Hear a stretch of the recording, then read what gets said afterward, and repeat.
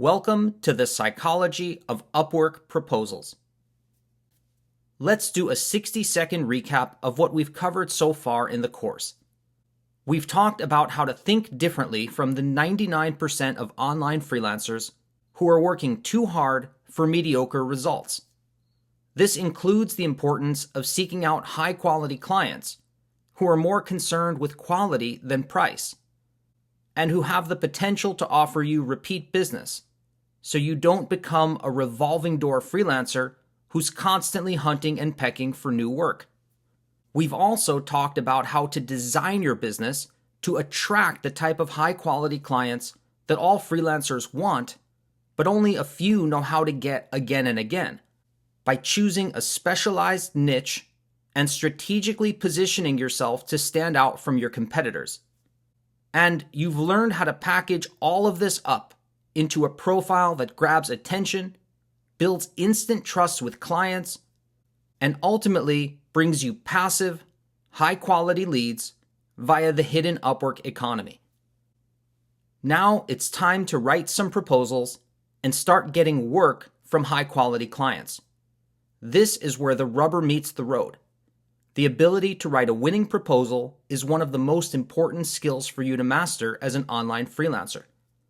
Once you know how to cut through the clutter and create an instant connection with clients, you'll be able to find new ones whenever you happen to need them. Most freelancers live their lives stressed out about where their next project is coming from. But these thoughts never even cross my mind.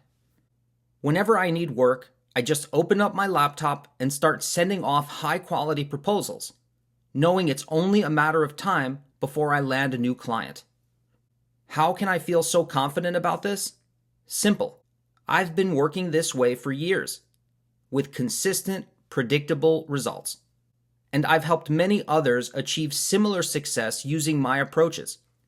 The great thing about Upwork is that whether you're new or you've been freelancing for a while, you can always use your proposal writing savvy to find great new clients on the public jobs marketplace. I've earned about 1/2 of my overall freelancing income this way. In fact, I found 2 of my best clients on the public jobs marketplace very early on, and they alone have been worth tens of thousands of dollars in ongoing work. So the public jobs marketplace ensures that you can still do very well even if you aren't getting targeted invites just yet. Okay, to kick off this conversation about proposals, let's first and foremost agree on one thing. Winning over high-quality clients who post public jobs is not easy. There are a number of hurdles you'll need to overcome. First, you have to be a good fit for the job. Otherwise, there's no point in sending in a proposal to begin with. Then you need to be able to effectively communicate that to the client through your proposal. And you'll need to do it quickly, usually within a matter of seconds. But the obstacles don't end there. Depending on your niche and the job you're applying for, there could be dozens of competitors you'll need to outshine. So I don't want to pretend that this is a piece of cake, because the last thing I want you to do is go into it underprepared. That's when people lose big time, because they think their decisions don't matter. But when it comes to writing proposals, nothing could be further from the truth. You need to get good at this, and if it was easy, then everyone would do it. Luckily, getting good at writing proposals isn't as complicated as most people imagine. And in this module, I'll give you strategies and tactics that will help you get there. Now, here's the good news. Most of your competitors will be making lots of mistakes, and many will continue making the same blunders over and over again, beating their heads against a wall with ineffective approaches. I'm going to give you a radically different approach, one that is proven to work. I've analyzed thousands and thousands of Upwork proposals, and it's always the same story. People are incredibly predictable. Don't believe me? Try making a dinner reservation at a fancy restaurant using just your first and last name. Then make a reservation at a similar restaurant. Except this time add the word doctor to your name and see how differently you're treated by the staff when you show up. Or talk to 10 people who join a gym. Then watch how the ones who express the most enthusiasm about working out, who tell you the most about how they're going to get in shape and work out all the time, usually quit just 30 days later. People even pick up hitchhikers predictably. Drivers are much more likely to stop for a stranger wearing red than blue. I could go on, but the point is clear. In all facets of life, people behave with surprising predictability. And this is as true when it comes to Upwork proposals as anything else. For one thing, most Upworkers just do what comes naturally to them. But this is a surefire recipe for disaster because there's nothing natural about doing business online. Actually, there's nothing natural about doing anything online. Think of dating. If I try to flirt with a woman on Match.com using the same approach I'd take if I met her at a real-life party, I'm going to get shot down every time. At the party, there aren't going to be 15 to 30 guys all around her, vying for her attention at once. Also, once I start talking to her in person, it's relatively easy to hold her attention, especially if she's polite. Not so much online, where she can just click a little X and make my face go away. The online atmosphere is simply far less forgiving, mainly due to the huge number of choices a person has, and the extremely limited amount of time I have to make a good impression and compel them to talk to me. So it's important to realize that pitching clients on Upwork works the same way. You simply don't have anywhere near the amount of attention as you would if you were pitching a client in their office, a lunch meeting, or a networking event. All right, remember in the previous module when we talked about trigger words? These are words or phrases that unconsciously cause people to behave in certain ways. And there are trigger words that influence the way Upworkers write proposals without them even realizing it. In fact, the word proposal itself is a trigger word, because the truth is that Upwork proposals aren't really proposals at all. I mean, when you think about it, how can you offer someone a true proposal without at least exchanging a message or two first? There are always more details to cover, like the timeline for the project, how you'll approach the work, and more. Traditionally, the quote-unquote expert advice has been to convey all of this right in your proposal. But that's like trying to pitch a date by sending your potential mate a proposed timeline for going to dinner and a movie. You're trying to stand out and get clients excited about the idea of working with you, not bore them half to death and blend in with the crowd to the point of being invisible. Or worse, to the point of becoming a commodity, which instantly puts the client into the mindset of, how cheaply can I get this done? That's the last thing we want, because it puts us on the defensive, forcing us to either offer discounts or try to justify our price in order to get the job. In other words, we've lost the fight before it's even begun. The word proposal also makes freelancers think of something that's designed to close a deal. But how do you think you come across to high-quality clients when you come right out of the gate trying to close them? Going back to my dating analogy, imagine if I asked my wife to go out with me the moment I met her, before ever even having so much as a short conversation. Or to look at a professional example, would you ever apply to a quote-unquote regular job by trying to close the deal on your application? It wouldn't even make sense. And doing these things would make you appear totally desperate.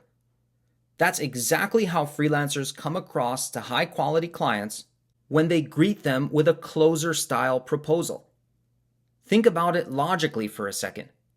We want them to think we are good at what we do. And yet, in the same breath, by trying to get hired right away, we're sending out the conflicting signal of being totally available and non-discerning about whom we're willing to do business with. How valuable do you think this makes us look? Not very. This causes all sorts of image problems and devalues us in ways which few freelancers ever take a moment to consider. Here's another problem with going for the close right in your proposal.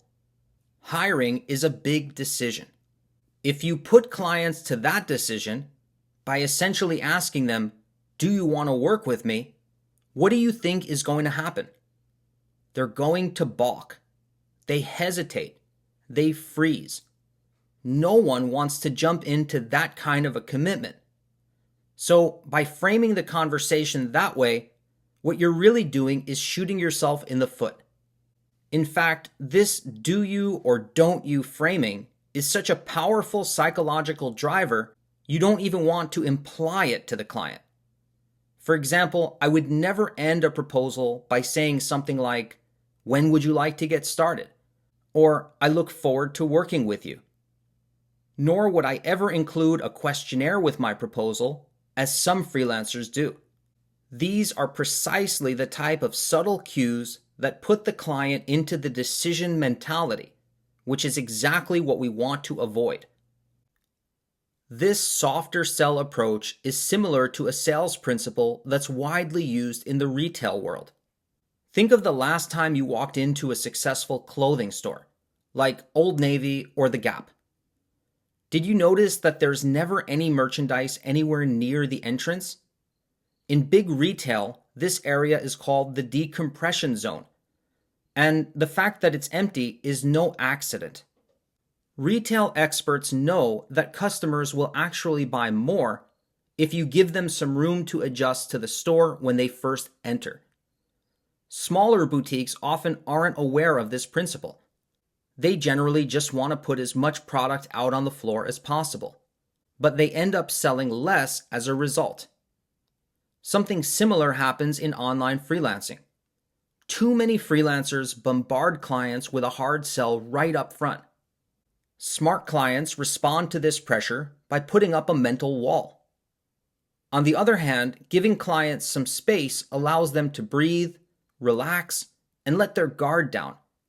Which of these two mental states do you think makes clients more likely to think good thoughts about you and tell themselves a positive story that leads to hiring you? Clearly, it's the latter. Just like you are more likely to purchase a new computer or car when you're relaxed, rather than feeling pressured by a salesperson. Let's talk about another trigger word that impacts freelancers' proposals, and that is cover letter. The term cover letter can really mislead freelancers in a few different ways. First off, most people assume their cover letter will be the first thing clients see when they send in their proposal. I mean, it's called a cover letter, right? But unbeknownst to the majority of your competitors, it's often not the first thing clients see. More than half of the Upwork jobs you apply to will contain questions added by the client. Questions which require you to provide answers that are separate from your cover letter.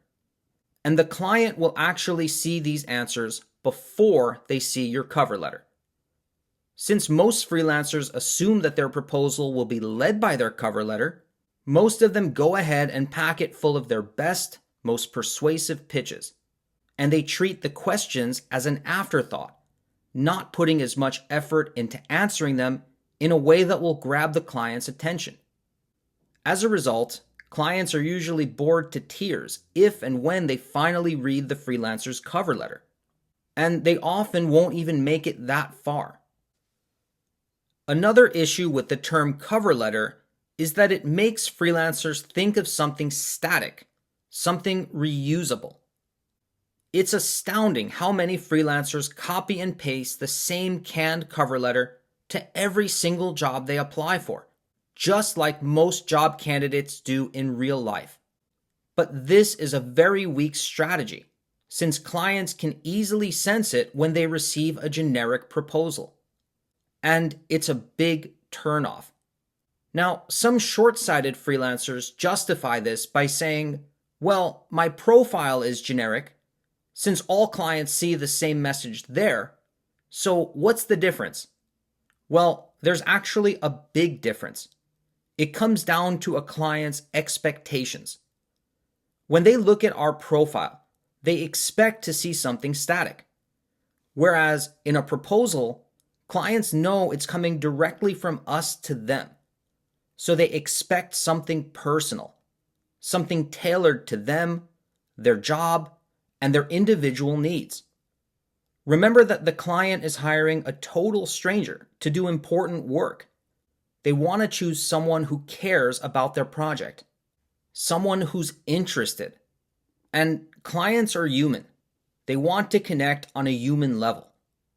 All of this points to the fact that reaching out to them in a personalized way is infinitely more powerful. And yet, most of your competitors won't realize this, in large part due to the psychological trigger of the label cover letter. It's also important to note that the term cover letter makes freelancers think of something that's all about their qualifications. To see what I mean, just Google 3 words: cover letter examples. Notice how just about every single one you see is totally centered around the job candidate's education and experience. In most cases, that's all they even contain. But clients don't hire freelancers based on this stuff. If they did, there'd be no need to write a proposal in the first place. The client would just reach out to the most experienced freelancer, and it would be a done deal. The truth is that years of formal experience are mostly irrelevant these days. In the excellent book Rework, the founders of the extremely successful software company 37 Signals brilliantly argue that there is very little difference between someone and someone who's been doing it for 6 years. What matters more are factors like personality, dedication, and intelligence. This is how I've spent years winning more work and even charging more than the overwhelming majority of my more experienced, more educated competitors. I've also recently hired several team members to help me with my own company, and in 0 cases are they the most educated or experienced. But they are all intelligent and dedicated, and our personalities work well together. So, as you can see, most of the freelancers you're up against won't be making much of an impression on clients. If you follow the approaches I teach, you're only ever really competing with a small fraction of the field for any given job. On that note, I want to talk to you about a powerful psychological tool that will help you break through the noise and influence clients to hire you. And that is projecting authority. The concept of authority is one of 6 automatic drivers of human influence. You can think of it as an influence activator. Its power has been well known to persuasion experts for decades. Experts like Robert Cialdini, a psychology professor who first wrote about the power of authority in his best-selling book, Influence: The Psychology of Persuasion. Think back to how differently people talk to someone who has the word doctor in front of their name. That's the power of authority in action. Fortunately, you don't need an MD in order to tap into this power. You can actually get similar reactions simply by showing clients that you know what you're talking about.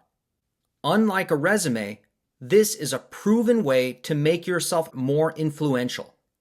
And arranging it so that clients perceive you as an authority doesn't necessarily require years of experience or credentials.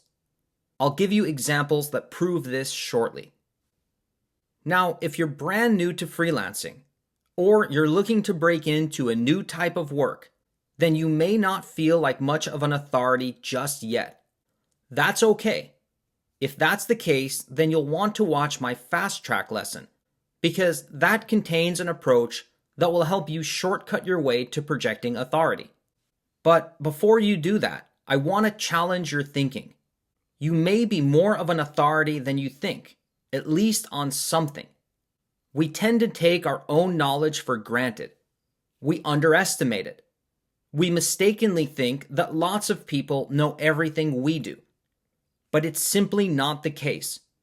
If you know a few things about a given subject, whether it's writing, grammar, resumes, email marketing, spreadsheets, sales, research, design, or what have you, there's a good chance that your knowledge is valuable to others.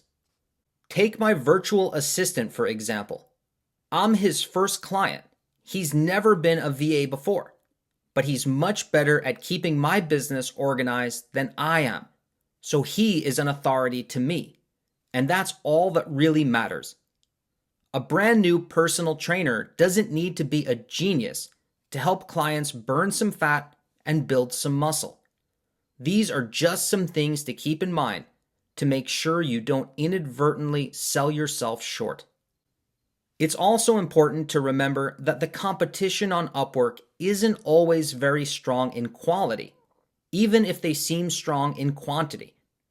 There are lots of situations where you can head over to a reputable website, read for a few hours, create 1 or 2 portfolio samples, and already be more of an authority on a certain subject than most or all of the other candidates for a given job. And this is actually how I built my own freelancing business, even though I had no formal training or experience when I started. Within just my first few weeks, I learned to write job advertisements, marketing emails, and much more, just by reading free information I found by Googling these topics. For example, sites like copyblogger.com can help you sharpen your skills and impress clients very quickly on subjects ranging from writing to web design, email marketing, press releases, SEO, and much, much more. Regardless of your industry or niche, you'd be amazed at how quickly you can build up true authority just by making use of free information around the web. Most freelancers simply don't stay on top of their industries very well at all, and this creates a great opportunity for anyone who wants to step up and gain an advantage. Here's a funny little story that proves this. In just my second month freelancing, I picked up a client who owned a marketing company. I started doing copywriting for all of the websites they built. Around this time, I was starting to learn about SEO, again, just by reading free articles online. And I started doing some keyword research and choosing the best keywords for each page of web copy that I wrote for this client. I charged them a little extra for this service, and they were happy to pay it. Then, when the project was over, I noticed they left me a long review, and it includes the sentence you're seeing on the screen here. They said that I ended up learning SEO better than the person they'd hired to do SEO. That review is still sitting on my Upwork profile to this day.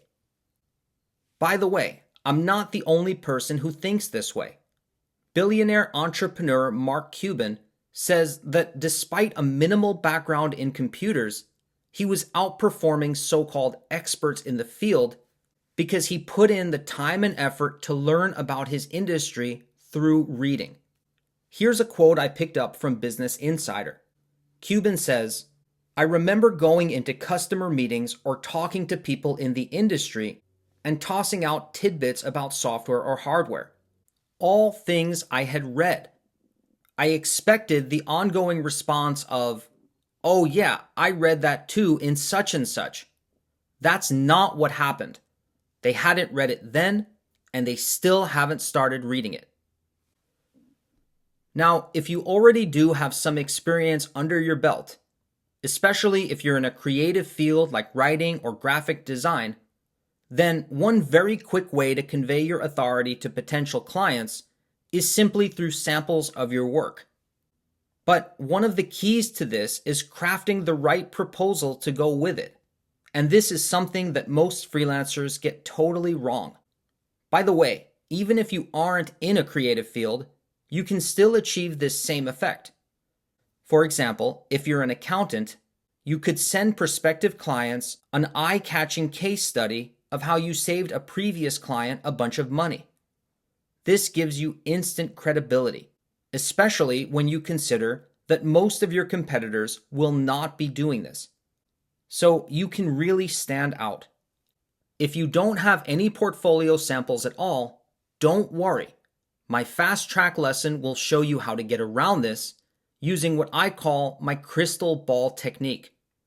To show you how powerful this can be, take a look at a response that I got to a proposal from one of my very first clients, who hired me to write job advertisements for $40 per hour after I sent him a sample that was very relevant to what he was looking for. As you can see here, this client was extremely happy to see a high-quality work sample that spoke directly to his needs and situation. You'd probably think that more freelancers would pay attention to this form of authority demonstration. But as you can see by his response, that really isn't the case. This client had already spent tens of thousands of dollars hiring freelancers. Yet he was still pleasantly surprised when I sent him a writing sample that had a bit of care put into it. Nor was it a very long sample. It was just a couple of paragraphs of text. When it comes to projecting authority, quality is much more important than quantity. And mind you, this scenario took place just a few weeks into my freelancing career. Plus, my $40 per hour rate was the highest of all the freelancers who applied. So this really shows you the power of a high-quality sample in establishing your authority. This is so important that back when I was just starting out, I devoted a lot of time to sample creation, which I go over in more detail in the fast track lesson. Remember, if you legitimately aren't yet able to demonstrate any authority, then that lesson will help you get around it for a while until you can build up some true expertise. Let's talk about a second key driver of influence that is highly relevant to Upwork proposals, and that is being likable. Similar to authority, psychologists have known for decades that people are more likely to be persuaded by someone that they like. On Upwork, this is easier said than done. Remember, you're not kicking back with the client over lunch and a beer, so you need to act quickly and purposefully. But here again, most of your competitors will be overlooking the role that their personality plays in getting hired. Being likable is one of the least talked about and most underused strategies in the online freelancing world. Remember that most freelancers are so overly infatuated with talking about their qualifications that they never stop to think that clients want to hire freelancers they'll actually enjoy working with. Keep in mind that likability isn't likely to get you hired on its own, but paired with authority, it works like a powerful 1-2 punch of persuasiveness. Also keep in mind that I'm not talking about kissing anyone's ass. There are infinite, genuine ways to be likable. For example, even something as simple as keeping your proposal short to respect the client's time. After all, clients view your proposal as a preview of what it's like to work with you. So remember that when you're writing it. Most freelancers pay no attention to any of this. In fact, many do the exact opposite. They make the client's life hard. They'll do things like instructing the client to head over to their portfolio or their website in order to see their work, instead of just including all of the relevant info right in their proposal. Do you think clients enjoy doing that extra work, especially when they have 20 or 30 proposals to sift through? This is not how a likable freelancer treats clients. It would be like a Toyota salesman telling a customer to go look at a brochure instead of just walking them through the cool features of a new Prius. Freelancers also tend to talk all about themselves in their proposals and forget that the proposal is really about helping the client. Remember our exercise from earlier when we Googled cover letter examples? Did you notice how many of those didn't address the company at all, but instead just read like they were a hard sell commercial for the candidate themselves? You'd be amazed at how many Upwork proposals look the same way. They don't mention anything about what the client wants or needs. When you think about it in those terms, it isn't difficult to see why combining your authority with likability goes a long way when it comes to winning over high-quality clients. One thing that's really interesting is that even the most experienced freelancers are guilty of not paying attention to likability. In fact, it may be even more common amongst the most credentialed freelancers because they feel like they deserve to get hired based solely on their qualifications. Unfortunately for them, these days freelancing doesn't work that way. Clients have plenty of options, so their choice often comes down to personality. Remember that online transactions are faster and less personal, making it more important than ever to go out of your way to be a real person that people like to interact with. Freelancers who bury their head in the sand and try to deny the role their personality plays don't have much of a shot. They can sit around and complain about how unfair it is all they want. And trust me, many do this all the time. But they usually end up with nothing but a lot of time on their hands, wondering why they rarely, if ever, get picked. Meanwhile, the ones who embrace the fact that personality is more important than ever are usually the ones taking the field, while the old pros continue to spend more and more time riding the bench. Remember, the likability factor isn't just common sense. It's also a hard psychological truth. The more clients like you, the more they'll want to hire you. I want to leave you with one last thought on this subject, and that is that when clients are reading your proposal, they are hoping that you'll be the person they end up hiring. Do you think they want to keep searching? Why would they? No one enjoys the hiring process. It isn't like shopping for a new car or a MacBook Pro. It's not fun, and high-quality clients value their time because their time is money. So there's also a significant transaction cost involved for them. The quicker they can find someone who's a good fit, the better. What this means is that clients literally want you to be the one. They are sitting there waiting for you to show them that you've got what it takes to get their job done. In fact, when a high-quality client really needs work done, the only thing that keeps them from pulling the trigger and hiring someone is doubt. They either doubt the ability of the freelancers who've applied to their job, or they doubt their character. Both of these open loops can be closed using the 1-2 punch of authority plus likability. If you consistently put yourself into the role of the friendly expert, you'll be on a path to having an endless pool of clients to choose from, and you'll never need to go farther than your laptop to find them. Let's do a 60-second summary of what we've covered in this lesson. Lots of great clients hang out on Upwork's public jobs marketplace. If you can create a persuasive proposal, you can win work from these clients whenever you need it. Winning over high-quality clients cold isn't easy, but most of your competitors will make very predictable mistakes. This is partially due to trigger words, like cover letter and proposal, which lead freelancers to make mistakes, such as overselling, using cookie-cutter messages, focusing on the wrong details, and more. One of the keys to making sure you shine in this environment is being able to project authority, since that's a proven way to increase your persuasiveness to clients. You don't need years of experience to do this effectively. And in many cases, you can read for a few hours and know more about a given topic than a quote-unquote professional. Most of your competitors won't know nearly as much as they should, or they won't be good at demonstrating that knowledge to potential clients. They also won't be very good at being likable, which is another key influence activator. Many freelancers don't think twice about making clients do extra work, making themselves the center of attention, and failing to address the client's needs.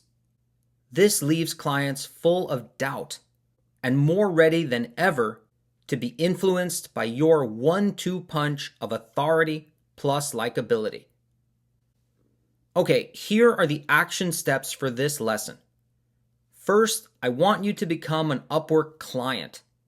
You'll go ahead and post a public job that other freelancers will apply to. The minimum payment on Upwork is only $5, so there's no reason for anyone not to do this. As proposals come in, I want you to read them while keeping in mind what you've learned in this lesson. Notice how many freelancers make one or more of the mistakes we've gone over. These will be much easier to spot when you see other freelancers make them. This process is extremely eye-opening, and I've found it to be an invaluable experience in helping me fully understand all of the things that can inadvertently go wrong when I craft a proposal. Having these lessons internalized is half the battle. In the next lesson, we're going to cover the other half, as we dive deep into the step-by-step playbook of how to create an Upwork proposal that works.